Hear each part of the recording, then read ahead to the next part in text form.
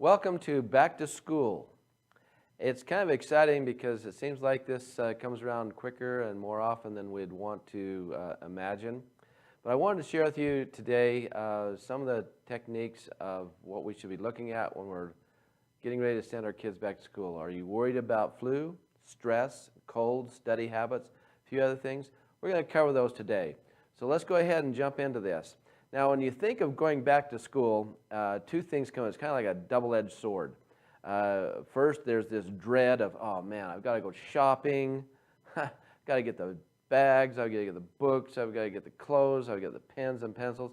And then the thought comes in, oh great, 7 to 8 hours of free time away from the kids. And so there's kind of this real challenge. And we know there's going to be a lot of problems as we get back into it because we've been relaxed on our schedule. And so one of the first things you want to do is start reestablishing a structure. You know, get back to eating correctly. Television needs to go off at a certain time. Bedtime routines need to kind of get back into. And you need to really start looking at building the immune system to keep the child healthy as they go back to school, because there is a lot of challenges in that area. So let's go over some of the top 8 questions that kind of come up when we're looking at going back to school. It's kind of like an ingredient for success. So how do you actually decrease your child's anxiety about starting school again? Some kids get so excited to go to school that they actually can't sleep. Other kids are dreading school, and so there's a lot of problems there, especially for your littler ones. Your teenagers, it's more like, okay, we got to get you to school, and they just want to not do it, and the little guys are afraid to leave mom. So you have stress levels at each area of life. And so it's kind of nice to ease them into this. There's a lot of things that you can do. You know, again, try setting a bedtime wake-up time for them. Start getting into that routine, helping them go. To help them go to sleep, if they're so anxious they can't go to sleep, then, you know, the lavender, quiescent, sandalwood works very, very well, you know, behind the ears, corner of the nostril, back of the neck, temples. These are all areas where these oils can be applied to help them relax, calm, and go to sleep. Remember, quiescence helps shut off the neural chatter in the brain so you can have a more relaxed, calm sleep.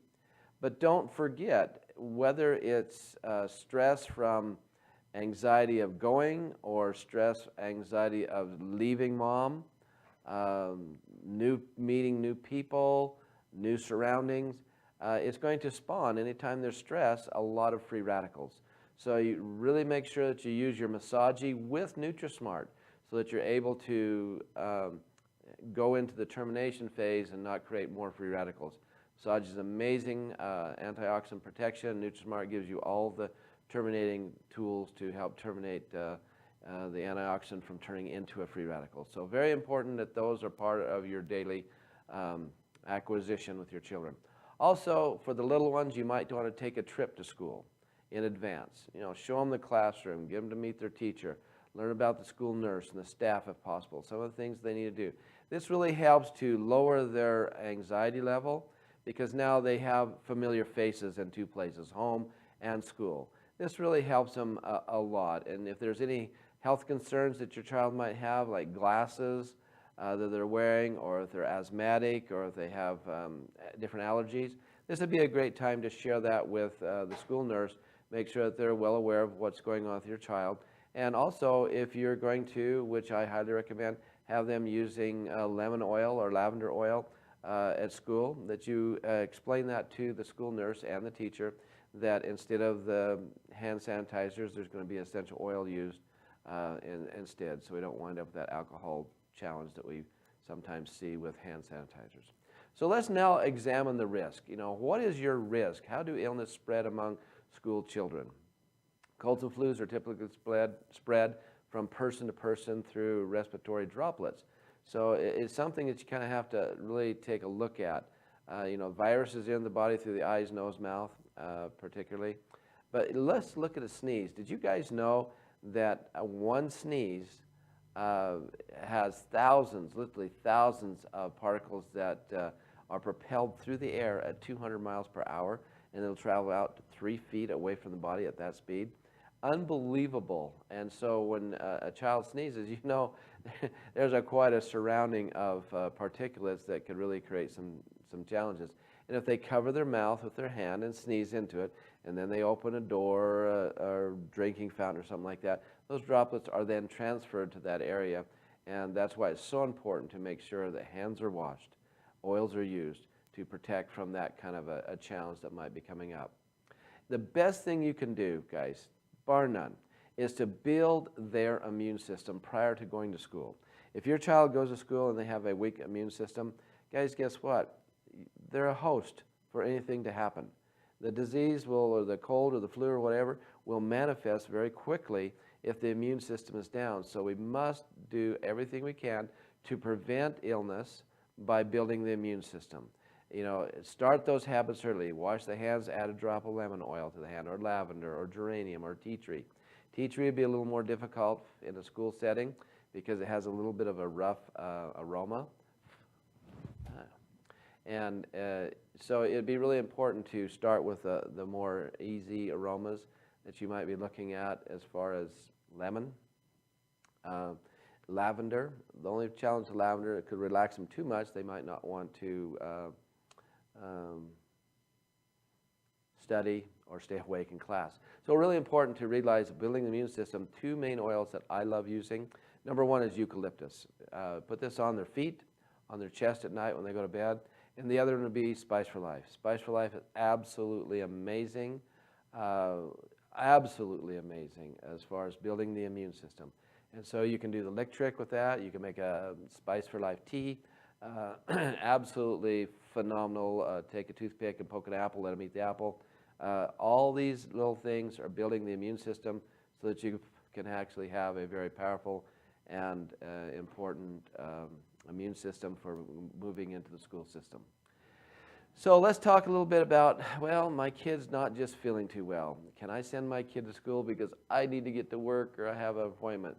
Very important to really take a look at this. If your child has a temperature higher than 100 degrees and there's a little bit of aches and pains and stuff like that, probably a good idea to not send them to school. You need to wait for at least 24 hours. You need to manage the fever. Guys, one of the worst things that we do, and we've been trained over the years, is to, oh, shoot, they got a fever. Get them the Tylenol or the ibuprofen or something, and let's knock that fever out. It's not the wisest thing to do. Your body's trying to take care of the situation. So manage the fever. Keep the fever, 100 or below. That's what you want to do. Stop the cough. A lot of different essential oils can be used in a mixture. You know, eucalyptus and a little bit of honey, stir it up and let them suck on that. Excellent. Sometimes we just get a real irritation of the throat. I've even used marjoram, a drop of marjoram and some honey, and just suck on it as a cough drop. But, you know, those are kind of good things you can do to help stop the cough and eliminate that from happening. Support for vomiting. If there's vomiting going on, guys, you really need to support that. You need to push a lot of water. Again, Spice for Life is excellent because if there's vomiting involved, possibly could be a little bit of flu symptoms going on there. So Spice for Life, again, another excellent one for there, but really support the vomiting, push the waters, push 100% whole juices, because they can become dehydrated very, very quick, and it can really take a bad turn for them. Well, number 5, what if the siblings are home sick, but this one's not sick? What should we do? We should be preparing the house, really. We should be using the diffuser on a very consistent basis, because when the kids come home from school, they're going to have a whole bunch of hitchhikers on their clothes, on their body, and so we have a diffuser going when they come home. That pretty well takes care and cleans the air and cleans them as they come into school or into your home. But if there is sick kids home, make sure you have a diffuser going to get all that airborne stuff taken care of, because when they sneeze, 200 miles per hour, 3 feet out, we want to be able to catch that, having essential oils free floating in the air to knock that down so it doesn't spread to other family members. Probably be a good idea to also contact the school and say, hey, I've got 3 kids home, but Johnny here is just doing good. He's not sick, no fever, seems like he's doing good. But let them know in case he starts to become sick a little later on. Remember nutrition. If you have sick kids home, make sure that they're getting some good nutrition. Massage, NutriSmart, do the liver cleanse, really help them to get up over that. Number 6, how can you tell if your child has a cold or flu? Well, a lot of times you're going to see some sneezing, some sniffling. Just doesn't just don't feel great. They just a little off, maybe a tight band around their forehead. Uh, those are kind of some of the things that you want to look at. Now, flu can come on super fast. They can be fine 1 minute, and 30 minutes later, they could really be having a fever, headache, sore throat. All these things can come up very, very quick. Gastrointestinal challenges, vomiting, diarrhea can happen very fast. So a couple things you want to look at. A good thing to start training your kids. If they're going to sneeze, have them sneeze into or cough into a tissue, because they can take that and discard it. They've captured those droplets. They're not projecting them into the air.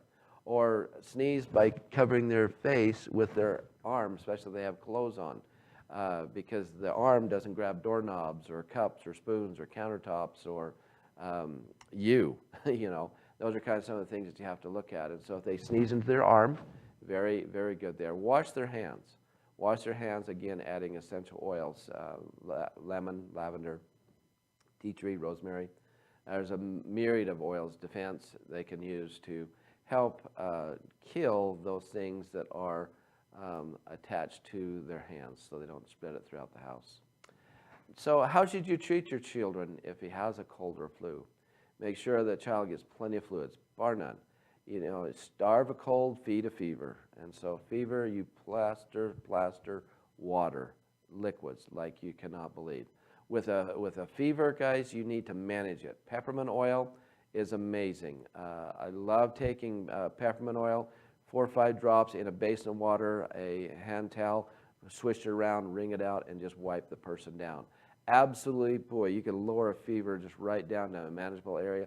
Another trick that I love using, works perfect, is the healing bath salt. Guys, this is amazing. Kids love it. I love it. If you have a fever, jump in the tub with a couple scoops of the healing bath salt. Literally, it's enjoyable. It takes care of aches, pains, as well as lowers the fever and gets to a manageable situation. Use it from little guys, just a few months old, all the way up to those around 80, 90 years old. So it works very, very, very well. Just make sure that they also get plenty of sleep. Very important that they get plenty of sleep. And also ask the questions, is your throat sore, honey? Find out, look inside, have them open up. If you see redness or any kind of white pus pockets hanging, probably be a good idea to go to the doctor, get a diagnosis of strep throat or something like that. They'll do the swab, send you home with a prescription for antibiotics. But guys, I tell you what, bar none, one of my favorites that I love using all the time, used on my kids, using on the grandkids, is Spice for Life. Lick trick, stab an apple with a toothpick with Spice for Life on it, tea, multiple ways that you can acquire that into the body to where you can actually see results in a very, very fast manner. And that's why I just really love managing those two areas.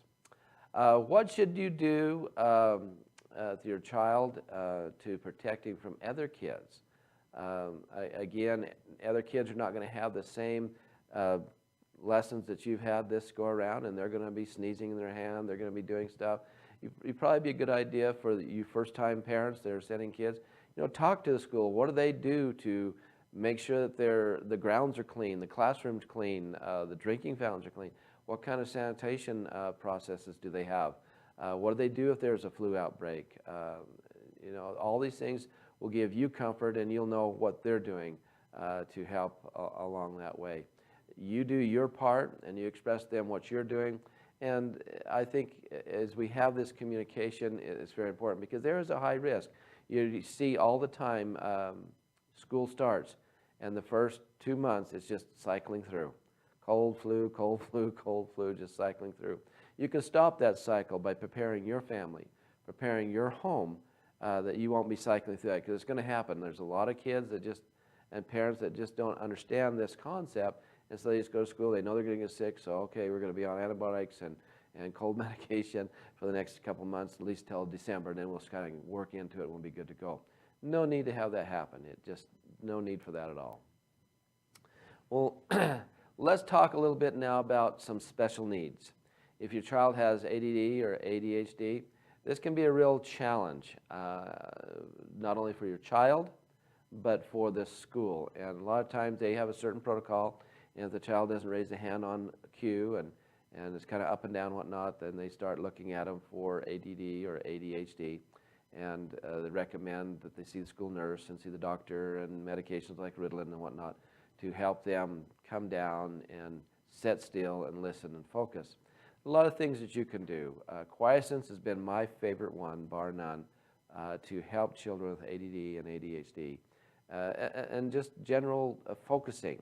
Because what happens is with ADD and ADHD, the mind is racing at such a phenomenal speed that's why they're just bouncing off walls, and they can only focus for a short period, and they have to get up and move. Quiescence helps to slow down that neural chatter in the brain, helps them to zero in and focus. And we just used it so much, and we've actually had teachers use it in their classrooms. Very amazing. So, you know, you can send that express to the teacher in that meeting that we were talking about earlier, that my child seems to be a little distracted. I found that this here really works. They get a little distracted, have them put a little bit on their temples, back of their neck, and they'll just calm right down and focus. And so if the teacher is aware of what's going on and that you have a routine that works for your child, they really do work with you quite well. I found that last year I was working with our grandkids at their school. So that's really important to work with. Another thing is you should look at that we find, especially if you're in an area where there are some less privileged children, that there sometimes can be an outbreak of head lice going around the school. And so very important to kind of watch for things, talk to the school about that. You know, when was your last outbreak? Have you had an outbreak? You know, and watch your child. Watch for excessive scratching in the head. But what I love doing is you guys just put a drop or two of eucalyptus in the shampoo the hair, let the bubbles set in there for 5 minutes, and then rinse it out. Really does amazing to take care and prevent as well as stop the infestation if you have that going on. So let's talk about good homework habits. You know, I got a real kick out of this cartoon when I found it. You know, you have to study, dummy. You just can't put a memory stick in your ear and think you've got it all. You know, there's a couple things you can do to really help you and your child as far as, you know, developing good study habits as well as creating an environment for them to have good recall. Rosemary is my favorite oil, bar none, when it comes to studying. It has been proven through different studies to help with mental acuity, sharpness, as well as retention. And we just place a drop right here on the forehead, rub it in, smell it, and then start the studying process. And next time they have a test, just have them smell it. It helps to bring recall back to that subject they're studying. It's been kind of amazing because if you think about it, your sense of smell is your most powerful sense of the 5. Touch is awesome, sight's phenomenal, hearing is just great, taste is wonderful, but when it comes to aroma, you can smell something and literally have a mental vacation and transport yourself back in time and have complete recall of that event when you have that smell of that aroma. So attach your learning to an aroma and you'll have great, great stuff. Get the TV turned off, you know, give them a chance to get up and stretch, put a little bit of rosemary on. These are some of the things that will help your child develop these habits. Make sure they're getting enough sleep. This is so important. Guys, look at the chart that I have here. This is not just Dana blowing smoke. This is real. This is from research. These are the hours your child needs in order to be at their best. And if they're not getting, you take a teenager, for example, 8 to 10 hours. Oh man, they're out football practice and they're out on a date and they're out cruising town or doing whatever, trying to get their homework done, and they're getting 5-6 hours sleep, and they wonder why they're having challenges in school. Very, very, very important to make sure that they hit those hours, because if they do, they will be at their prime. They'll be at their optimal energy level to be able to listen, learn, and retain. Our goal is to help our children be better than we are, to help them to be smarter, faster, and more brilliant than we are. And if we take the opportunity to do this, we can have some very amazing children that won't do practices like this where they cut a face in their head so they can lay their head down and go to sleep and the teacher still thinks they're looking at them. Remember, guys, when you go back to school with your children, the child's not the only one that goes back to school. The whole family goes back to school. And so prevent, protect, restore, and attack before the problem happens. Build the immune system, protect the body, restore the body's sleep, energy, vitality, and you will be in an area and a place that you want to be so that you can have the full benefit of enjoying school, and your children will be there more often than they're home sick. So enjoy this little training. Share it with as many people as you can.